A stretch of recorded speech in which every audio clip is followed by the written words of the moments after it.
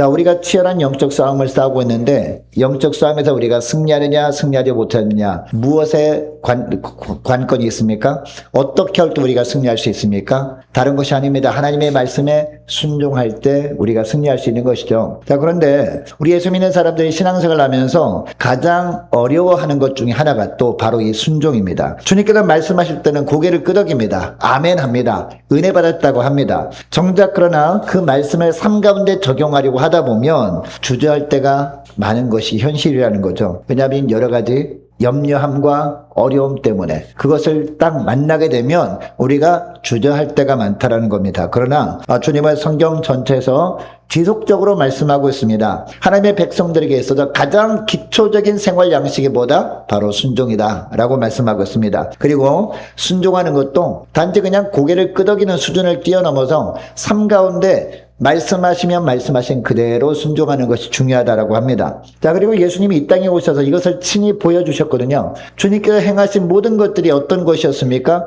그냥 하루하루 살아가면서 생각되어진 대로 행동한 것이 아니었죠. 중요한 일들이 있을 때마다 어떤 말씀이 계속 나옵니까? 이는 성경에 뭐뭐라고 기록된 말씀을 응하게 하려 하심이라. 이 말씀이 계속 나오지 않습니까? 자, 그래서 예수님께서 붙잡히셨을 때, 예수님이 십자가에 달리셨을 때 모든 중요한 포인트마다 이 말씀이 계속 반복되어 나오는 거죠. 여러분, 예수님께서 붙잡히셨을 때도 언제 붙잡힙니까? 바로 유월절에 붙잡히거든요. 왜요? 유월절 어린 양으로 이 땅에 오셨기 때문에 다 그것을 생각하시고 유월절에 어떻게 보면 일부러 붙잡혀 주신 것이 아니겠습니까? 그리고 십자가에 달리실 때도요, 하나님의 구원 계획에 의해서 정확하게 그 말씀에 순종하기 위해서 십자가에 달린 것 아니겠습니까? 그래서 십자가에 달리셨을 때 십자가 밑에 있는 로마 병사들이나 믿음이 없는 유대인들이 있었지 않습니까? 그들이 네가 하나님의 아들이라면 좀 뛰어내려 봐라. 그 능력 있잖아. 이렇게 했는데 그럼에도 불구하고 주님은 묵묵히 버티셨죠. 왜요? 십자가에 죽으시고 피 흘리셔야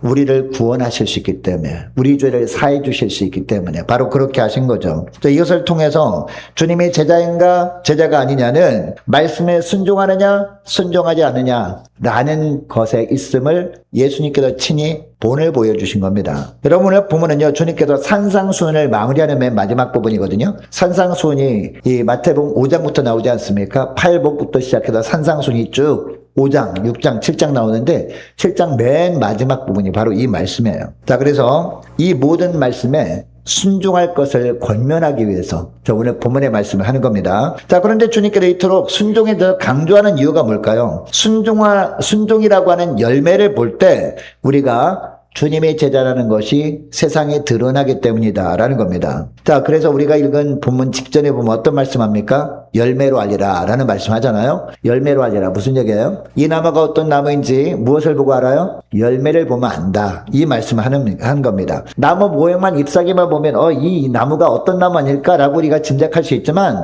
비슷한 나무 잎사귀, 비슷한 나무 모양이라 할지라도 그 열매를 봐야 정확하게 이 나무가 어떤 나무인지 안다라는 겁니다. 마찬가지로 그리스도인들도 최종적으로 순종의 열매를 맺는 것을 보면 이 사람이 예수의 제자구나 라는 것을 알게 된다, 이 말씀을 하는 겁니다. 자, 그럼 이처럼 주님께서 지속적으로 강조하고 있는 이 순종, 주님이 말씀하시는 순종은 어떤 특징이 있는데요. 자, 세 가지가 있는데 첫째로 어떤 특징이 있느냐, 주님이 말씀하시면 그 말씀을 변질시키지 않는 겁니다. 변질시키지 않고 그대로 따르는 순종이어야 주님이 원하시는 순종이다 라는 겁니다. 자, 많은 분들이 하나님의 말씀에 순종한다고 하는데 하나님의 보실 때는요, 그게 뭐가 순종이야 라고 하실 수 있거든요. 근데 사람들은 왜 순종하고 있다고 생각할까요? 이 정도만 해도 어디냐 라고 하면서 그것을 순종이라고 착각하고 있기 때문입니다. 근데 주님이 원하시는 순종은 어떤 순종이에요? 주님이 말씀하시면 그 말씀을 가감하지 않는 것, 말씀을 더하지도 않고 말씀을 빼지도 않는 것, 그 말씀 그대로 행하는 게 이게 바로 주님이 원하시는 제자의 순종이다라는 겁니다. 24절 말씀 보시기 바랍니다. 24절 말씀 보니까 그러므로 누구든지 나의 이 말을 듣고 행하는 자는 그 집을 반석 위에 지은 지혜로운 사람 같으리니 라고 합니다. 자, 여러분, 이 본문에는 생략되어 있는 말씀입니다만은 원어 성경에 보면 헬라어 성경에 보면 여기에는 나와 있지 않은 단어가 첨가되어 있어요. 그 단어가 뭐냐? 그대로라는 단어입니다. 그대로라는 단어가 원어 성경에는 나오거든요. 자, 그러니까 이 성경은요, 이 말씀은 나의 이 말을 듣고 행하는 자는 이라고 할 때 행하는 자는 이 앞에 그대로라고 하도 넣어서 한번 읽어볼게요. 나의 이 말을 듣고 그대로 행하는 자는 이란 뜻입니다. 자, 그러니까 주님께서 말씀하시는 것에 내 생각을 첨가하지 않는 겁니다. 그리고 이해할 수 없다고 빼지 않는 겁니다. 말씀하신 그대로 따르는 겁니다. 이렇게 하는 것이 주님이 원하시는 순종이다라는 겁니다. 여러분, 아브라함도 생각해 보시기 바랍니다. 아브라함이 믿음의 조상이라고 예수님께서 말씀하지 않았습니까? 여러분, 아브라함도 부족함이 많은 사람이었거든요. 이 아브라함이 기근을 만나서 애굽에 갔을 때가 있어요. 애굽에 갔을 때 자기 부인을 혹시라도 빼앗길까봐 자기 부인을 누이라고 하지 않습니까? 자기 부인을 빼앗기고 자기가 죽임당할까봐 거짓말하잖아요. 이처럼 연약했던 사람이었다는 겁니다. 그럼에도 불구하고 이 아브라함을 믿음의 조상이라고 하는 이유가 뭐냐? 주님께서 말씀하실 때 어떻게 했어요? 가감하지 않았다는 거예요. 주님이 말씀하실 때 그대로 순종했던 사람이었기 때문입니다. 여러분, 주님께서 아브라함에게 나타나서 고향을 떠나라고 하죠. 이 갈대아 우르를 떠나서 내가 지시할 땅으로 가라 라고 했을 때 여러분, 아브라함이 어떻게 했습니까? 갈 바를 알지 못하고 떠났다라고 하고 있습니다. 갈 바, 뭐요? 어디로 갈지를 모르는 상태에서 떠났다. 그냥 정신없이 떠나다 보니까 우리 하나님께서 여기야 스톱, 여기야 여기 멈춰 라고 할 때 멈춰서 거기 머무른 게 어디에? 가나안 땅이었다는 것이죠. 여러분, 그때 아브라함의 나이가 몇 살이었습니까? 70이 훨씬 넘은 나이였거든요. 75세 정도에 떠났단 말입니다. 그러니까 75년 동안 많은 사람들과 인간관계로 얽혀 있었을 겁니다. 사랑하는 가족이 있었고 함께 울고 웃었던 많은 친척들이 있었고 어려움을 함께 나눴던 친구들도 많이 있었을 겁니다. 자, 그런데 우리 주님께서 떠나라 라고 하니까 이 모든 것들을 그대로 두고 떠났다라는 겁니다. 여러분, 이것을 다 두고 떠났다는 것은요, 쉬운 일이 아니었을 겁니다. 자, 그런데 아브라함은 단호하게 이 모든 것들을 내려놓고 순종했다라는 겁니다. 주님께서 지시하시는 곳이 어떤 곳인지도 모르는 상태에서 떠났다라는 겁니다. 또 하나님께서 약속하신 말씀대로 아들을 주신 이유였습니다. 이 아들이 이제 자라납니다. 이제 청소년기가 되었습니다. 그때 어느 날 하나님께서 뭐라고 하십니까? 내 아들 독자 이삭을 나에게 바치라. 내가 지시하는 곳으로 가서 하나님께 드리라 라는 말씀하지 않습니까? 여러분, 이때 이 아브라함이 기가 막힌 생각이 왜 안 들었겠습니까? 인간적인 생각이 들었을 수 있습니다. 아니, 주실 때는 언제고 뺏을 때는 언제입니까? 제가 아들을 달라고 했습니까? 근데 하나님께서 아들을 달라고 하던 상태에서 아들을 줘놓고서 정작 아들이 다 크니까 이제 일꾼이 될만 하니까 하나님께서 바치라라고 하는 이 경우가 어디 있습니까? 라고 말을 하고 싶은 생각도 들었을 수도 있어요. 자, 그러나 아브라함은 어떻게 해요? 아브라함은 묵묵히 순종하는데 이 성경에 보면요, 아침 일찍이 전했다라고 하거든. 행여나 다른 생각이 들까봐 빨리 순종해야지 라고 하면서 즉시 말씀하신 대로 순종했다라는 겁니다. 여러분, 주님은 오늘을 사는 우리에게도 이런 순종을 원하시는 줄 믿습니다. 주님께서 말씀하실 때 내 생각으로 이해되지 않는 말씀인 것처럼 보일 수도 있어요. 여러분, 예를 들면 원수가 왼뺨을 때립니다. 그럼 어떻게 하라고 했죠? 오른뺨도 돌려대라. 말도 안 되는 얘기처럼 보이잖아요. 그럼에도 불구하고 이 말씀대로 순종해보라 라고 하는 것이 바로 주님의 말씀이잖아요. 이것이 진정한 순종이라는 겁니다. 지금은 좀 납득하기 어렵더라도 더 큰 주님의 뜻이 있겠지라고 생각하고 말씀하신 그대로 순종하는 예수님의 참 제자들이 될 수 있기를 원합니다. 지금은 헤아리지 못한다 할지라도 말씀하신 그대로 순종하다 보면 뭘 깨닫게 돼요? 이래서 하나님께서 그 말씀하셨구나 라고 하는 것을 나중에 깨달을 수 있다라는 겁니다. 이것을 기억하시고 어떤 말씀에도 나에게 주신 말씀이라면 그 말씀대로 순종해 보시는 저와 여러분 되시기를 원합니다. 자, 그리고 둘째로 주님께서 우리에게 순종을 요구하실 때 누구라도 순종할 수 있는 그런 순종을 원하신다라는 겁니다. 어떤 사람은 말씀대로 순종하며 살아갈 때 그 모습을 보면서 야, 정말 저 사람 대단한 사람이다. 아무나 할 수 없는 순종을 하네 라고 생각하지만 그러지 않다는 겁니다. 순종이라는 것은 누구나 다 할 수 있는 순종이다라는 겁니다. 24절 말씀 다시 보시기 바랍니다. 자, 그러므로 그 다음에 어떤 단어가 나오죠? 누구든지 라고 나오잖아요. 누구든지 나의 이 말을 듣고 행하는 자는 이라고 합니다. 여러분, 여기서 누구든지 라는 단어가 나온다는 것은 무슨 얘기입니까? 순종은 특별한 사람만 할 수 있는 것이 아니라 누구나 다 할 수 있는 것이다 라는 겁니다. 결단만 하면 누구나 할 수 있는 것이 순종이다 라는 겁니다. 여러분, 마태복음 4장 24절 말씀 보면요, 주님의 소문이 널리 퍼졌습니다. 널리 퍼져서 갈릴리, 데가볼리, 예루살렘과 유대와 요단강 건너편에서 수많은 무리들이 예수님께 나오거든요. 그런데 그 무리들 가운데 각양각색의 사람들이 있었어요. 주님의 말씀을 들으면서 나는 어떻게 저런 삶을 살까? 나는 너무나 연약해라고 생각하는 사람들도 있었을 겁니다. 그런데 주님은 그들을 향해서 말씀하십니다. 어떤 말씀하시느냐? 누구든지 주님께서 하시는 말씀을 듣고 그대로 순종하는 자는 그 집을 반석 위에 세운 사람 같다라는 말씀하십니다. 순종은 어려운 것이 아니라 마음 먹기에 달려있는 것이다 라는 거죠. 마음 먹기에 달려있는 것이 순종이다라는 거죠. 순종하려고 하는 마음을 먹고 순종의 길로 가다 보면 어떤 일이 있게 됩니까? 성령께서 합력하십니다. 할렐루야. 순종하기로 마음 먹고 우리가 가는 것을 주님의 모시거든요. 주님의 모시고 예수님의 제자, 나의 제자 맞구나 라고 여기시고요. 성령께서 합력하여 선을 이루시는 분이라는 거죠. 여러분 여기 선이 이룬다는 것은 무슨 얘기예요? 순종을 할 수 있도록 힘을 주신다는 거죠. 순종을 할 수 있도록 방해물을 다 정리해 주신다라는 겁니다. 그래서 순종의 길로 끝까지 나갈 수 있도록 도우신다라는 겁니다. 여러분 주님께서 이 말씀을 하신 다음에 계속해서 어떤 일을 하십니까? 고치시는 사역을 하시죠. 여러분 예수님께서 이 땅에 오셔서 행하신 일 세 가지죠. 선지자의 3중직 있잖아요. 하나는 고치시는 일을 하십니다. 가르치시는 일을 하십니다. 그 다음에 전파하시는 일을 하시죠. 이게 세 가지 일입니다. 예수님이 오셔서. 이게 그리스도의 3중직이라고 합니다. 자, 그런데 우리 예수님께서 이 말씀을 하시고 계속 고치시는 사역을 하셨는데 나병 환자가 고침을 받습니다. 중풍병자가 고침을 받습니다. 귀신 들린 자가 회복되는 놀라운 역사가 있게 됩니다. 그리고 죽은 야로의 딸을 주님이 어떻게 고치시죠? 달리다금 하면서 이렇게 고치시죠. 달리다금 할 때 죽었던 야이로의 딸도요 순종하더라니까요.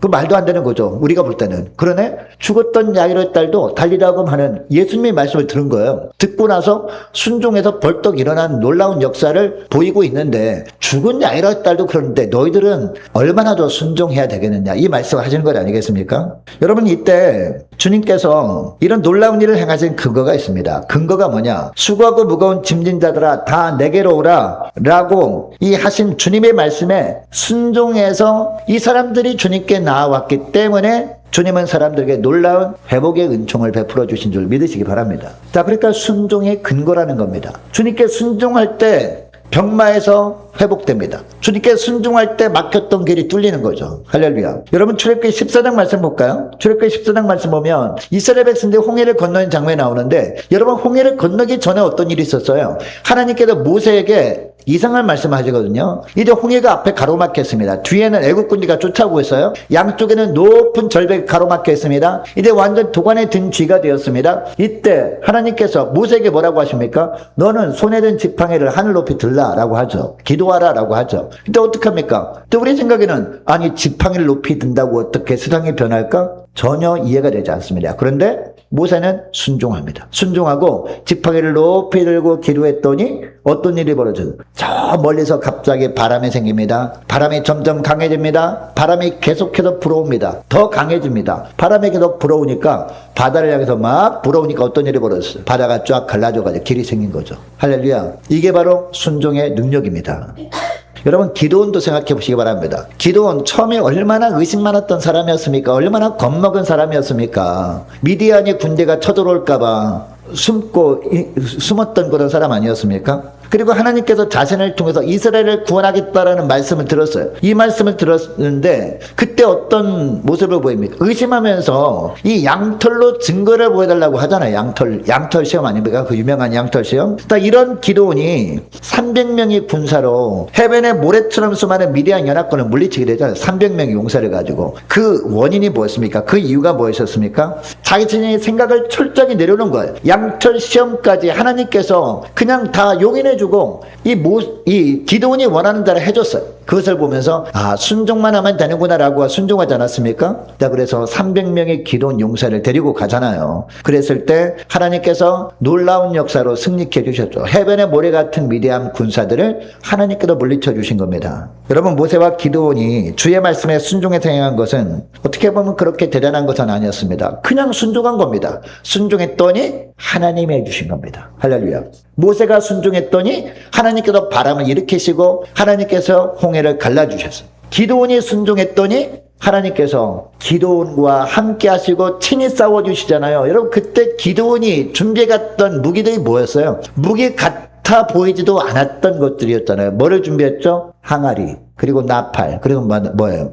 횃불 이렇게 세 가지 준비하잖아. 세 가지. 그게 뭐 무기입니까? 총도 아니고 칼도 아니고 아무것도 아니잖아. 예. 그런데 그 보잘것없는 것을 통해서라도 순종했더니 하나님이 하시더라는 겁니다. 여러분, 주님께서 오늘도 마찬가지입니다. 우리가 감당하지 못할 것을 요구하지 않으십니다. 우리가 볼 때는 내가 이것 때문에 못하고 저것 때문에 못하고 요것 때문에 못하고 생각하지만 주님께서는 감당할 수 있기 때문에 순종하라 라고 하시는 거거든요. 주님이 말씀하실 때 여러분 일단 순종해 보시기 바랍니다. 그것도 온전한 순종을 하는 것을 주님이 보시거든요. 주님이 보시고 주님께서 끝까지 순종할 수 있도록 놀라운 역사를 일으키시는 것을 볼 수 있는 저와 여러분 되시기를 축복합니다. 자, 마지막 하나만 살펴볼게요. 자, 주님이 원하시는 순종은 우리가 볼 때는 너무나 큰 손해를 가져다 주는 것처럼 보입니다. 내가 순종하면 이것도 못하고 저것도 못하고 내가 순종하면 이것도 잃어버리고 저것도 잃어버리고 하는 것처럼 보입니다. 그죠? 자, 그런데 주님께서 말씀하시는 순종은요, 궁극적으로 큰 유익이 되는 순종이다라는 겁니다. 당장은 손해보는 것처럼 보여도 나중에 보면 엄청난 유익이 우리에게 주어지는 것이 바로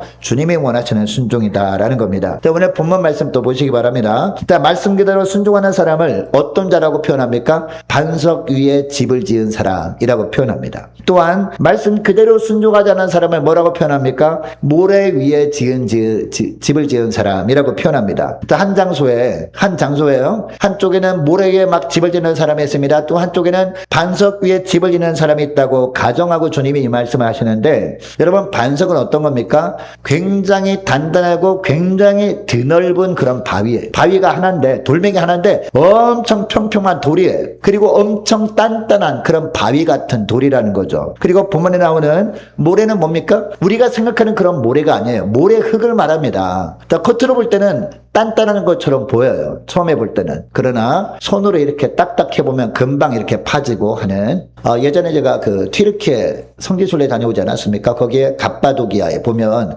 거기 동굴들이 막 있잖아요. 지하 도시가 막 있잖아요. 거기에 보면은요, 바로 이런 모래 흙으로 된 그런, 우리가 생각하기엔 좀 쉽지 않습니다만은 겉으로 볼 때 굉장히 단단해 보여요. 그러나 돌멩이로 딱딱하면은 금방 이렇게 파이는 그런 흙이더라고요. 그래서 거기서 깊이 이렇게 집도 만들고 지하 도시처럼 이렇게 만들어가지고 그 안에 신학교도 있었고 예배당도 있었고 각 집들도 있더라고요. 자, 겉보기는 단단해 보이지만 물기만 들어가면 쉽게 약해지는 흙을 말하는 겁니다.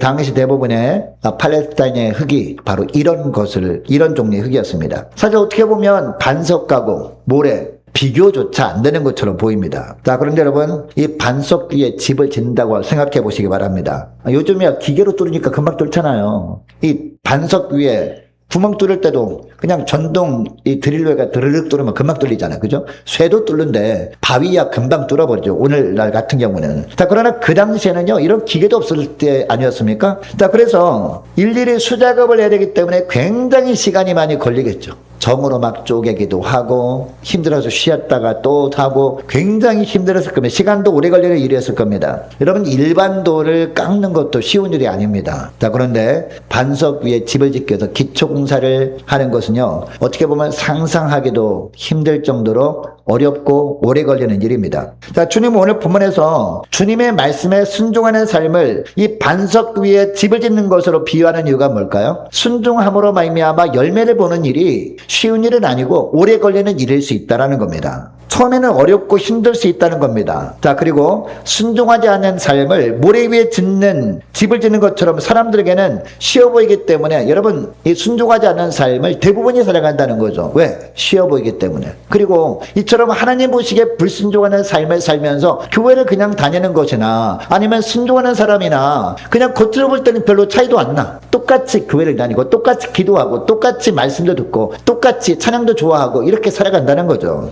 자, 그런데 날씨가 좋을 때는 별로 표시가 안 납니다. 자, 오늘날로 보면 형편이 좋을 때는요, 별로 표시가 안 납니다. 똑같은 것처럼 보여요. 그냥 교회 열심히 다니는구나, 신앙생활 열심히 하는구나 라고 여길 수 있다는 겁니다. 자, 그런데 1년 내내 좋은 날씨가 이어질 수는 없겠죠. 궂은 날씨가 찾아옵니다. 홍수가 납니다. 항류가 일 때는 금방 드러난다라는 겁니다. 여러분, 홍수가 나게 되면 엄청난 물이 막 쏟아지지 않겠습니까? 쏟아지게 되면 같은 장소에 한쪽은 모래 위에 지은 집이요, 한쪽에는 반석 위에 지은 집이요. 그럼 어떻게 되겠습니까? 어떻게 될까요? 모래 위에 지은 집 어떻게 될까요? 물이 쫙 쏟아지게 되면 언제 여기에 집이 지어졌는지 모르게 사라져 버리겠죠. 다 물에 쓸려가 버리겠다. 반면에 반석 위에 지은 집은 어떻게 될까요? 끄떡도 하지 않겠죠. 바로 이것을 말하는 겁니다. 마찬가지로 인생 가운데 평안할 때는 어떤 사람이 정말 순종하는 믿음의 종인지 불순종의 삶을 사는지 구분이 잘 안 간다는 겁니다. 그래서 많은 사람들이 순종하지 않는 믿음이 엉터리 믿음인지도 모르고 그냥 마음 놓고 그냥 교회만 왔다 갔다 합니다. 그냥 내가 원하는 대로 살아갑니다. 그러나 인생을 살다가